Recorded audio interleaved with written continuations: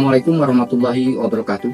Perkenalkan, nama saya Muda Yunus, praktisi hukum yang beralamat di Jalan Kecapi Raya nomor 37, Jagakarsa, Jakarta Selatan. Beberapa waktu lalu orang menanyakan soal IKN.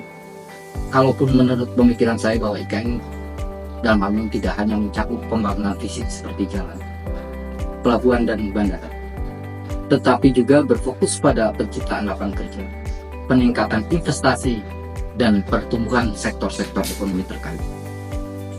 Dalam konteks ini, tentunya IKN selain bertujuan untuk menarik investasi besar, baik domestik maupun asing, yang pada gilirannya akan memperkuat daya saing ekonomi Indonesia secara global. Di samping itu, IKN juga kita berharap dapat mendorong pembangunan industri-industri padat karya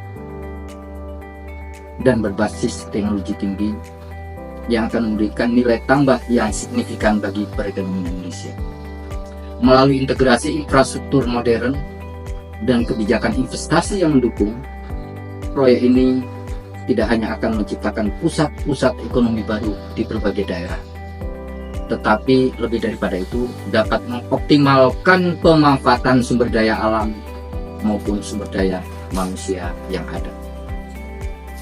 Keberhasilan IKN tentunya ini akan menjadi titik balik bagi negara kita Indonesia, sehingga dapat menempatkan dirinya sebagai pemain atau pemeran utama di kawasan Asia Tenggara. Oleh karena itu, kita semua tentunya berharap bahwa upaya bersama dari pemerintah maupun sektor swasta, lebih-lebih kepada masyarakat Indonesia, agar bisa memastikan bahwa potensi penuh dari proyek ini dapat terrealisasi dengan baik sesuai dengan apa yang menjadi harapan. Hal ini tentunya bertujuan untuk kemakmuran dan kesejahteraan bagi seluruh rakyat Indonesia. Terima kasih. Assalamualaikum warahmatullahi wabarakatuh. Assalamualaikum warahmatullahi wabarakatuh. Om Swastiastu, Namo Buddhaya, Salam Kebajikan, Rahayu. Perkenalkan, nama saya Muhammad Fatihul Alam Bima Sakti. Sahabat semuanya, Ibu Kota Nusantara atau biasa kita singkat dengan IKN, Ibu Kota Negara Indonesia yang baru ini ada di Kalimantan Timur. Nah, telah dirancang untuk menjadi magnet pertumbuhan ekonomi baru di Indonesia.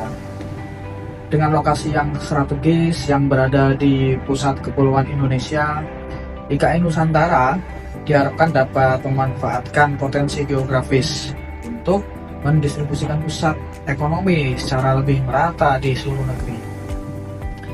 Nah, sebagai pusat administrasi dan ekonomi baru, termasuk pengembangan sistem transportasi yang canggih, manajemen energi keberlanjutan, dan pemanfaatan teknologi informasi untuk meningkatkan efisiensi dan kualitas hidup, keberadaan IKN Nusantara ini menjadi sebuah proyeksi baru gitu ya. Diproyeksikan untuk menarik investasi besar dari dalam dan luar.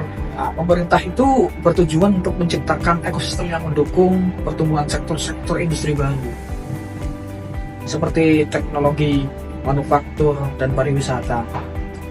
Nah, investasi ini itu diharapkan tidak hanya mendorong pertumbuhan ekonomi regional, tetapi juga memperluas lapangan pekerjaan dan meningkatkan keterampilan tenaga kerja lokal.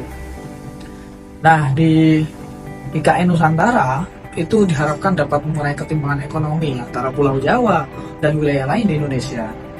Dengan distribusi pusat pertumbuhan ekonomi yang lebih merata, wilayah-wilayah luar Jawa dapat mengalami perkembangan yang lebih besar, mengurangi ketergantungan, terutama atau ketergantungan dalam hal ekonomi ada Pulau Jawa, dan meningkatkan kesejahteraan masyarakat yang ada di seluruh Indonesia.